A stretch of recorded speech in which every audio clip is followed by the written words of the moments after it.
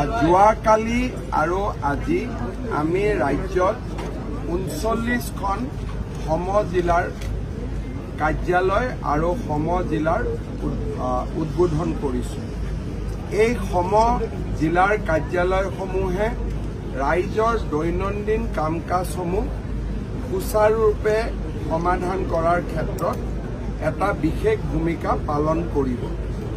প্ৰতিগৰাকী সম জিলাধিপতিৰ ক্ষমতা আৰু তেওঁলোকৰ যি অধিকাৰ, সেই অধিকাৰসমূহ মহকুমাতকৈ বহুগুণে বেছি হ'ব আৰু প্ৰায় জিলা আয়ুক্তৰ সম পৰ্যায়ৰ হ'ব।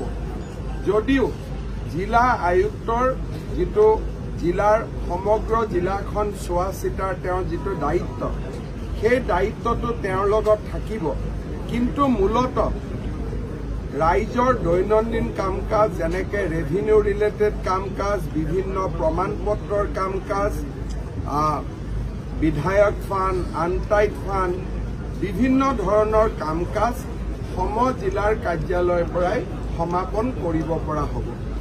ইয়াৰ ফলত আমাৰ প্ৰশাসনিক ব্যৱস্থা ৰাইজৰ ওচৰ চাপি যাব আৰু পৰ্যায়ক্ৰমে অসমৰ প্ৰতিটো সমষ্টিতে আমি সম জিলা সৃষ্টি কৰাৰ বাবে আমি প্ৰতিশ্ৰুতিবদ্ধ। আজি আমি 39খন সম জিলা কৰিলোঁ। জানুৱাৰী আৰু ফেব্ৰুৱাৰী মাহত আমি আৰু যিখিনি জিলা প্ৰস্তুত হৈ আছে সম জিলা কৰিবৰ বাবে, তাতো আমি সম জিলা আমি স্থাপন কৰিম। ভাৰতৰ প্ৰশাসনিক বুৰঞ্জীত ই এটা নতুন ব্যৱস্থা। প্ৰধানমন্ত্ৰী নৰেন্দ্ৰ মোদী ডাঙৰীয়ায়ো ই এক ইনোভেশ্যন ফ্ৰম আছাম, অসমৰ এক উদ্ভাৱন বুলি তেওঁ আমাক বাৰ্তা দিছে।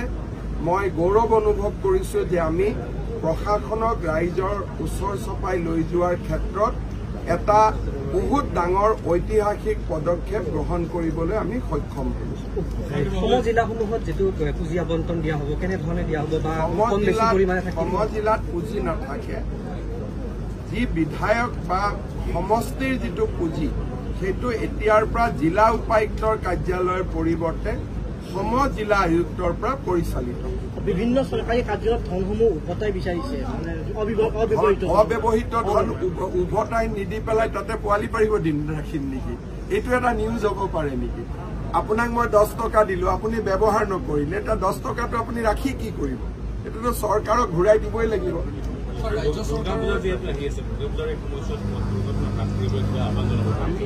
চেষ্টা কৰি আছো। বেছিকৈ আকৌ হেলমেট টেলমেট লগাব ক'লে আপোনালোকে নিউজ কৰা আৰম্ভ কৰে ট্ৰেফিকে ফাইন লৈছে বুলি। গতিকে বুজাই বঢ়াই আছো আৰু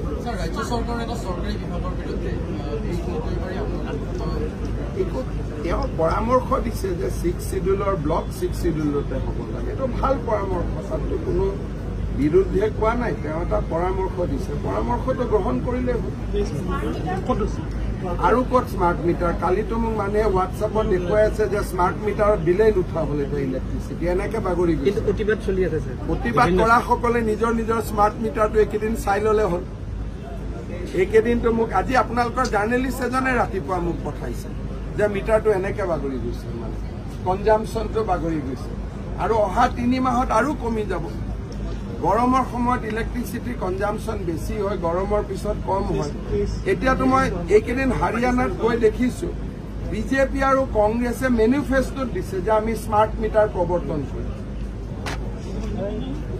ইয়াত বিৰোধিতা। তাতে মইতো কি পঢ়ি আছো, তাত লিখা আছে চৰকাৰ আনে से हम लोग स्मार्ट मीटर लाएगा।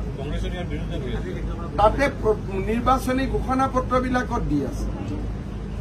কিহৰ কাৰণে? স্মাৰ্ট মিটাৰত পুৰা ওলাই থাকে নহয় প্ৰতি মিনিটত কিমান টকা খৰচ হৈছে, আৰু যোনে আগত স্মাৰ্ট মিটাৰ ব্যৱহাৰ কৰিছে তেওঁলোকে ইয়াৰ কেতিয়াও প্ৰতিবাদ কৰা নাই। গুৱাহাটীততো চবৰ ঘৰে ঘৰে স্মাৰ্ট মিটাৰ আছে, কোনে প্ৰতিবাদ কৰিছে? এবছৰ থাকিলে মানুহে বুজি পাই যায় যে গৰমৰ দিনত বেছি বিল আহে, ঠাণ্ডাৰ দিনত কম বিল আহে।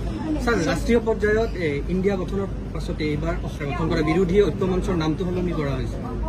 যাৰ নিজৰ ওপৰতে বিশ্বাস নাই, নিজে নিজে নাম ডেইলি সলনি কৰি থাকে, তাৰ ওপৰত মই কমেণ্ট দি কি লাভ হ'ব? মোৰ ওপৰততো মোৰ নিজৰ ওপৰত মোৰ বিশ্বাস আছে। সেইকাৰণে বিজেপি আৰু NDA যাৰ নিজৰ ওপৰত বিশ্বাস নাই নাম বদলাই থাকিব। কংগ্ৰেছে দুজনকৈ মুখ্যমন্ত্ৰীৰ পদৰ কথা কৈছে এইবিলাক কিয় আপোনালোকে মোক সোধে মই আপোনালোকক কৈয়ে থৈছো যে মোক পলিটিকেল কুৱেশ্যন এবছৰমান নকৰিব ৰাইজৰ বহুত কাম কৰিবলগীয়া আছে আজি NIA এটা নেশ্যন ৱাইড কেম্পেইনত জেইছ মহম্মদৰ লগত জড়িত বহুবিলাক উগ্ৰপন্থীক গ্ৰেপ্তাৰ কৰিছে তাৰে 7জন অসমৰ গোৱালপাৰা জিলাৰ পৰাও আছে ই আকৌ এবাৰ প্ৰমাণ কৰিছে যে অসমত মৌলবাদীৰ পৰা যিটো প্ৰত্যাহ্বান সি ৰিয়েল আৰু সি প্ৰকৃত বহুত সময়ত এইবোৰ কথা ক'লে এছাম মানুহে আমাক তুলুঙা কৰে কিন্তু বাৰে বাৰে প্ৰমাণ হৈ আহিছে যে আমি যি কথা কৈ আছো সেইটোৱে সঁচা আজি যেতিয়াই NIA নেশ্যন ৱাইড ৰেইড কৰে অসমৰ এজন নহয় এজন থাকিবই অসমত যে মৌলবাদী শক্তি সোমাই আছে আৰু তাৰ পৰা যে আমি সাৱধান থকাৰ প্ৰয়োজনীয়তা আছে সিদিনাখন সোণাপুৰত এভিকশ্যন হওঁতে যিবিলাক শ্লোগান ব্যৱহাৰ কৰা হৈছিল সেইবিলাকে কি প্ৰমাণ কৰে যে কবাত নহয় কবাত মৌলবাদীৰ ট্ৰেইনিং এটা বা এটা এক্সট্ৰিম ইছলামিক ফাণ্ডামেণ্টেলিজিম মানসিকতা এটা কবাত কবাত অসমত নিৰ্মাণ কৰি থকা হৈছে কচুতলিৰ ঘটনা আৰু যোৱাকালিৰ এৰেষ্ট এইবিলাকে এইটোৱে প্ৰমাণ কৰিছে যে অসমত অহা 10-15 বছৰ পিছত আমাৰ খিলঞ্জীয়া মানুহসমূহে গভীৰ অনিশ্চয়তাত বাস কৰিব লাগিব আৰু আমাৰ কাৰণে জীৱন ধাৰণ কৰাটো ইয়াত বহুত মুস্কিল হ'ব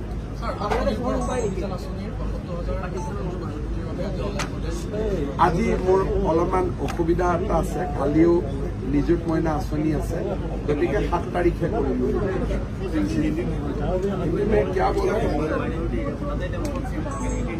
आज हम एक नया एडमिनिस्ट्रेटिव रिफॉर्म किया हूं हर विधानसभा समष्टि में एक को डिस्ट्रिक्ट जिसको हम असमिया भाषा में सम जिला बोलता हूं उस कार्यक्रम को हम लोगों ने आज उद्बोधन किया इस एडमिनिस्ट्रेटिव रिफॉर्म्स का कारण अभी एक असेंबली कॉन्स्टिट्यूएंसी का लोग जिला आयुक्त का कार्यालय में जाने का कोई जरूरत नहीं होगा उनका समस्त काम कास्ट सर्टिफिकेट से लेके हुए MLA फंड से लेके हुए रेवेन्यू मैटर्स तक ये को डिस्ट्रिक्ट या सम जिला में ही उनका समाधान किया जाएगा ये एक बहुत बड़ा प्रशासनिक संस्कार है एक असेंबली कॉन्स्टिट्यूएंसी का जो भी समस्या होगा ये को डिस्ट्रिक्ट लेवल में ही उसका समाधान किया जाएगा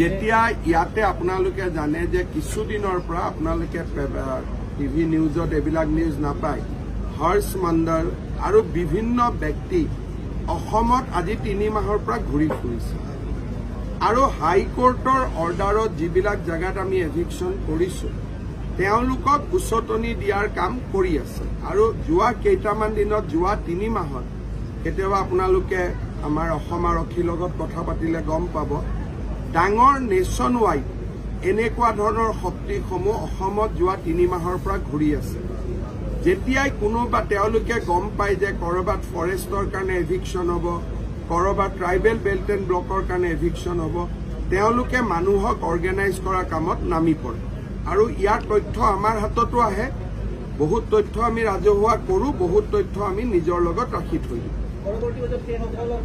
আমি তেওঁলোক আমাতকৈ ডাঙৰ উকিল তেওঁলোক আমাতকৈ ডাঙৰ অধিবক্তা তেওঁলোকে এনেকুৱা কাম নকৰে য'ত তেওঁলোকক আপুনি এৰেষ্ট কৰিব পাৰে তেওঁলোকে আইনৰ সীমাৰ এক্সট্ৰিম লাইনটোত গৈ থিয় হৈ থাকে লাইনটো ব্ৰেক নকৰে কিন্তু লাইনটোৰ ওপৰত থিয় হৈ থাকে সেইকাৰণে গ্ৰেপ্তাৰ কৰিব দিগদাৰ কিন্তু তেওঁলোকৰ যিটো মুভমেণ্ট তাক আমি চাই থাকো আৰু তাৰ ওপৰত যি ব্যৱস্থা ল'ব লাগে আমি লওঁ